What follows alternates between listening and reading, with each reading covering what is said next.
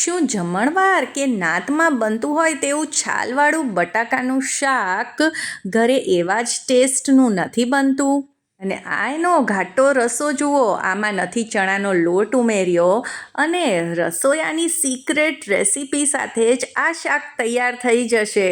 તો ખૂબ જ ઓછા સમયમાં અને આ રીતે તો તમે આ શાક ક્યારેય નહીં તૈયાર કર્યું હોય. અને જે કોઈ આને ટેસ્ટ કરશે ને તો તે આંગળા જ ચાટતા રહી જશે અને તમને આની રેસીપી તો જરૂરથી પૂછવાના છે. તો ચલો જલ્દીથી રેસીપી શરૂ કરીએ. તો આજનું આ શાક આપણે 5 થી 6 વ્યક્તિ માટે તૈયાર કરવાના છીએ. તો અહીંયા મેં 6 બટાકા લીધા છે. એમાં અમુક મોટા છે, અમુક નાના છે. અને છાલવાળા શાકની તો મીઠાશ જ કંઈક અલગ હોય છે. પણ છાલમાં ઘણી બધી માટી અને બીજો કચરો ચોંટેલો હોય. તો આવા કરકરિયાવાળા ચપ્પુની મદદથી આપણે છાલ ઉપર આ રીતે હળવા હાથે ઘસીશું એટલે છાલ તો નહીં નીકળે, પણ જો એમાં કંઈ પણ માટી અને બીજી કંઈ વસ્તુ હશે તે નીકળી જશે. તો જુઓ તમે, છાલ નથી નીકળતી પણ કંઈ પણ કચરો હશે તે નીકળી જશે. હવે આવી રીતે કર્યા પછી આપણે 2 થી 3 વાર બટાકાને સરસ રીતે ઘસીને ધોઈ લઈશું ચોખ્ખા પાણીએ.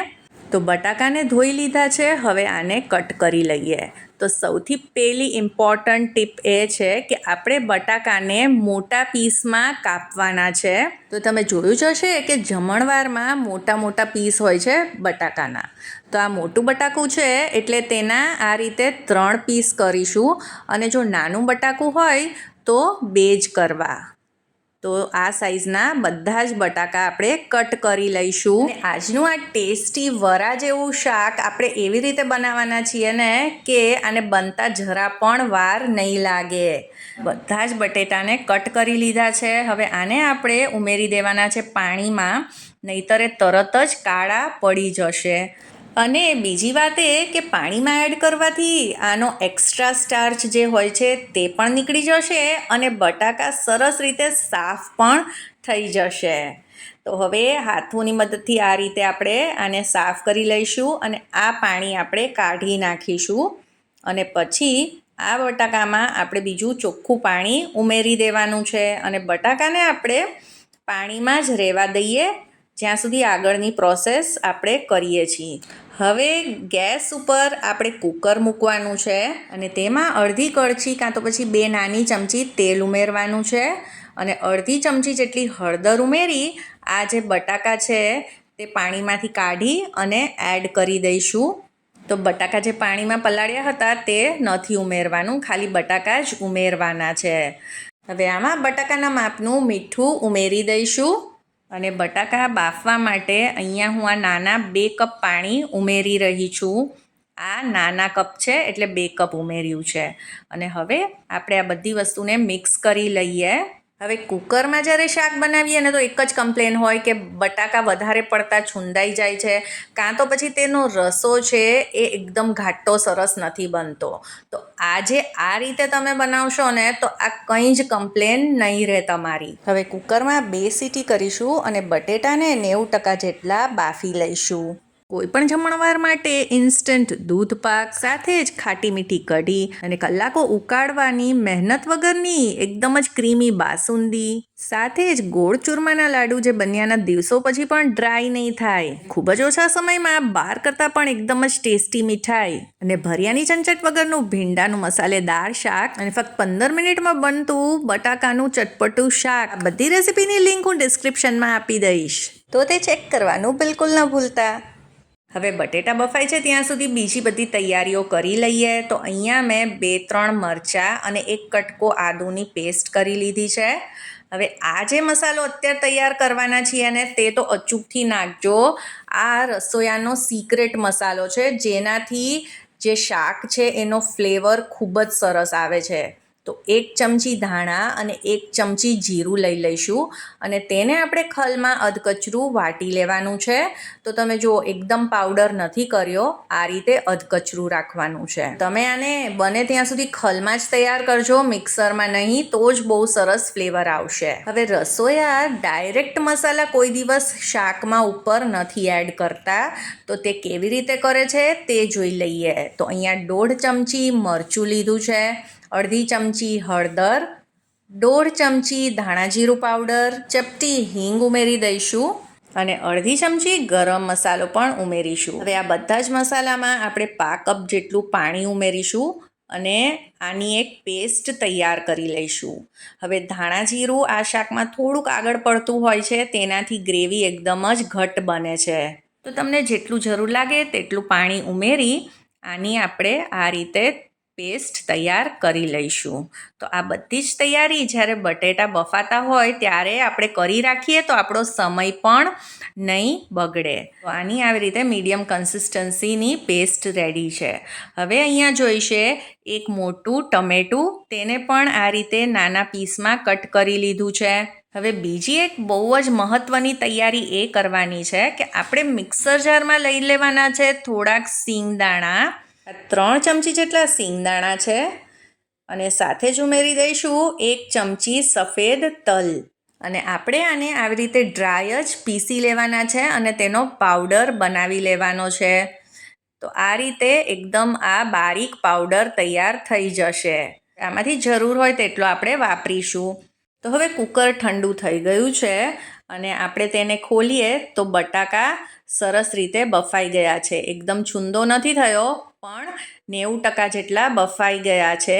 તો જો ચપ્પુથી ચેક કરીએ તો ખબર પડશે કે આ રીતે તે કટ થઈ જાય છે અને બટેટું સેજ દબાય છે, એટલે આ પરફેક્ટ છે. તો એક કડાઈમાં આપણે 3 મોટા ચમચા તેલ ઉમેરી દઈશું. હવે આવા શાકમાં તો તેલ થોડું આગળ પડતું જ હોય છે.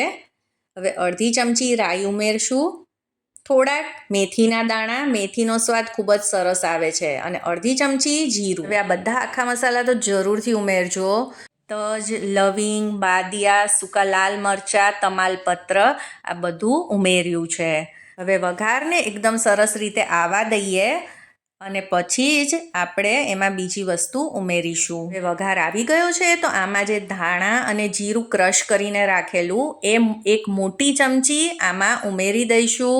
આને વઘાર આવ્યા પછી જ ઉમેરવાનું છે. જો પહેલેથી ઉમેરશું તો તે બળી જશે. અને જુઓ આવી રીતે બસ 2-3 સેકન્ડ માટે જ તેને કૂક કરવાનું છે અને પછી ઉમેરી દઈશું આદુ મરચાંની પેસ્ટ. હવે આને પણ આપણે બસ 3-4 સેકન્ડ્સ માટે આ રીતે કૂક કરીશું. જો આને વધારે કૂક કરીશું ને તો આદું બળી જશે. હવે આપણે આમાં જે ટમેટાં કટ કરીને રાખેલા તે ઉમેરી દઈએ. તો આ એક મોટું ટમેટું છે, આની જગ્યાએ તમે 2 નાના ટમેટાં પણ ઉમેરી શકો છો.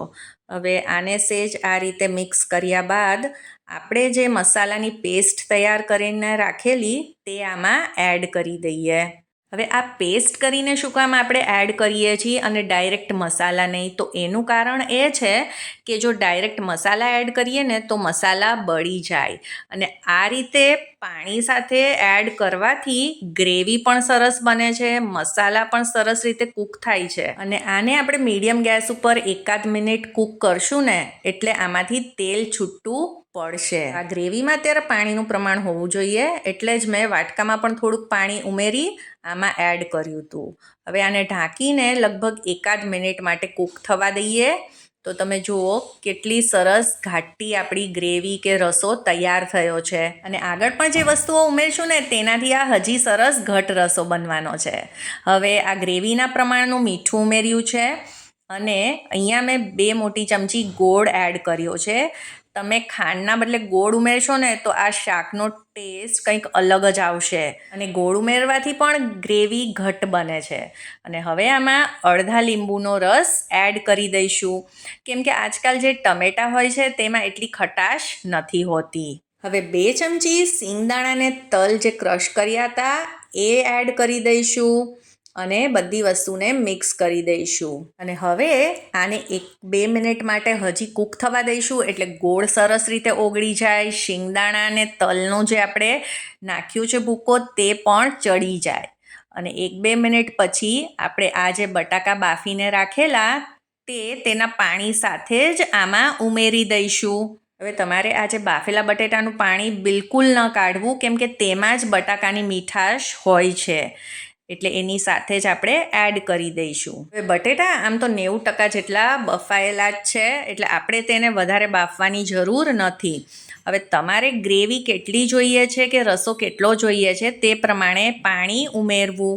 તો હું 5 કપ જેટલું પાણી ઉમેરી અને હવે આને થોડી વાર ઢાંકીને કૂક કરીશું, લગભગ 2-3 મિનિટ માટે. હવે ગ્રેવી તો સરસ રીતે કૂક થયેલી જ છે, ખાલી બટેટા સાથે એકરસ થઈ જાય એટલે જ આપણે આને 2 મિનિટ ઢાંકીને રાખવાનું છે. તો તમે જોઈ શકો છો તેલ છૂટું પડી ગયું છે અને જે સુગંધ આવી રહી છે ને અત્યારે આખા કિચનમાં આ શાકની, તે તો હું તમને કઈ રીતે બતાવું એ જ મને થાય છે. એક વખત આ રીતે જરૂરથી બનાવજો તો જ તમને ખ્યાલ આવશે.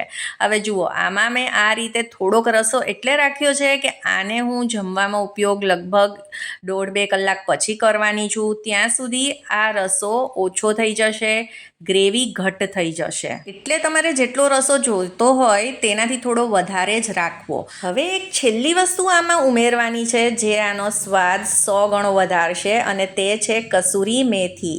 તો અહીંયા હું કસૂરી મેથીનો પાવડર એડ કરી રહી છું અને આને એકદમ જ હળવા હાથે મિક્સ કરી લેવાનું, જેથી કરીને બટાકા તૂટે નહીં. તો શું શાક હવે તૈયાર છે?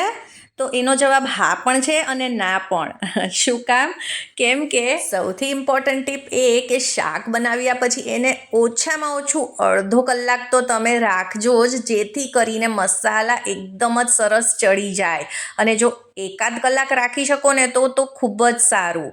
જુઓ, 1 કલાક પછી હું તમને બતાવું ને તો આ શાક એટલું પરફેક્ટ બન્યું છે, ન વધારે રસો ન ઓછો, અને તેલ પણ માપસર જ છે અને ગ્રેવી તો જુઓ કેટલી સરસ ઘાટી બની છે. તો આજની આ રેસીપી ટ્રાય કર્યા પછી તમે એવું કહી જ નહીં શકો કે લગ્ન પ્રસંગમાં બનતું રસોયા જેવું શાક ઘરે નથી જ બનતું. આજની આ રેસીપી જો તમને પસંદ આવી હોય ને તો તેને લાઈક કરી દેજો, તમારા ફ્રેન્ડ્સ અને ફેમિલીમાં જરૂરથી શેર કરજો. અરે મારી ચેનલ ચાર્મીઝ ગુજરાતી રસોઈને સબસ્ક્રાઈબ કરવાનું બિલકુલ ના ભૂલતા. સૌને જય શ્રી કૃષ્ણ.